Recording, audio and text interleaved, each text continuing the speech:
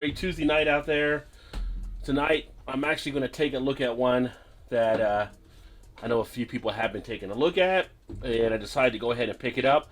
Didn't want to buy a 6-pack of it, didn't want to buy a 12-pack of it, but I was able to find one by itself, and this is going to be the Budweiser Nitro Gold, the Reserve, and one they just came out with.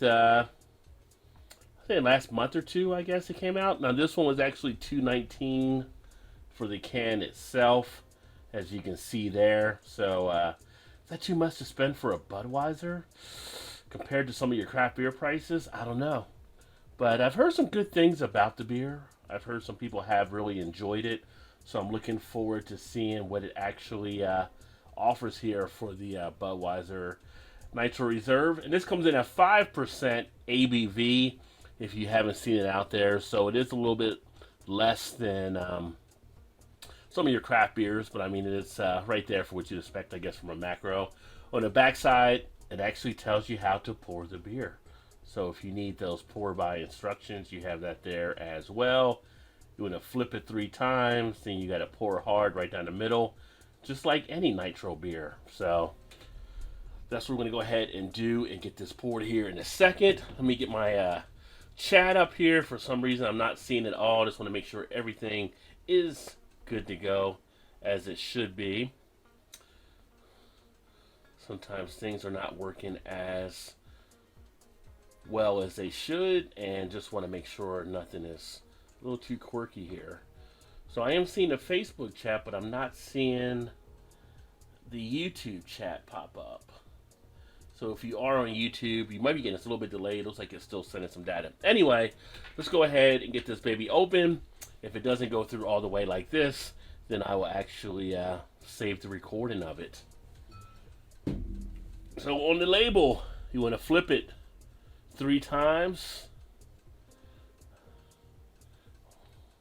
1, 2, 3. Well, I'm counting like the count from Sesame Street. And let's go ahead and pour it hard down the middle and see what we get.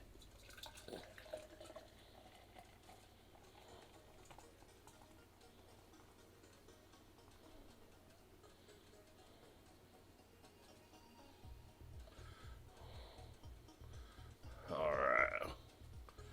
So pour that straight down.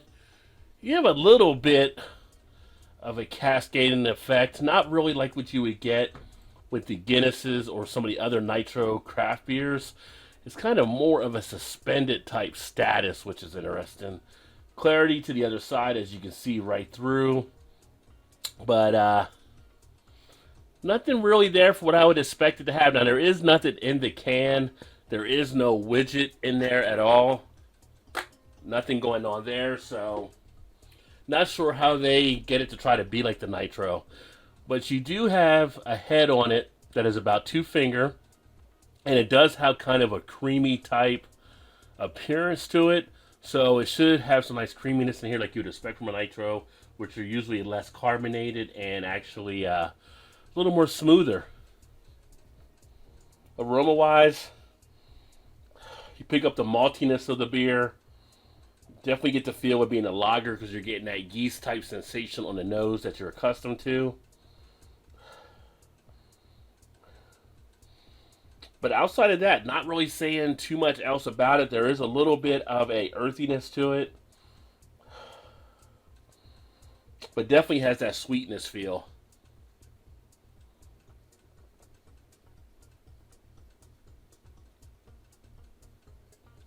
Texture-wise, you do get the nitro sensation of it.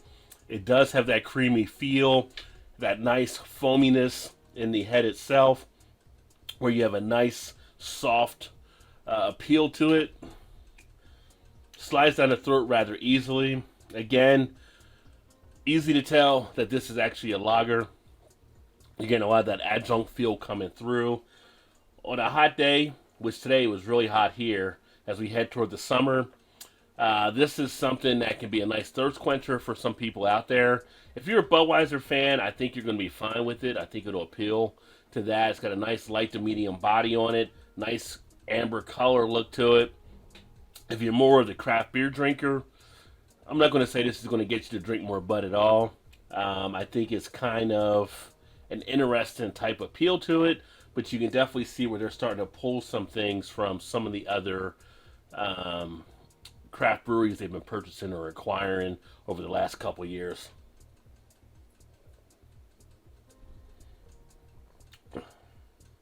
But overall, to me, it's just like another Budweiser. It's a macro adjunct type beer. Decent for what it is. Don't try to oversell it and just enjoy it. And I think you'll be okay. As far as what I'm going to put on tap for this one, and what I would look at, this is going to be kind of a...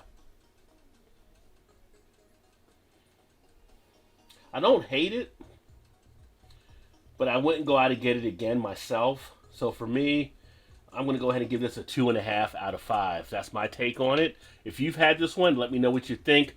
Put some comments in the comment section and let me know what you thought about the Budweiser Nitro Reserve Gold.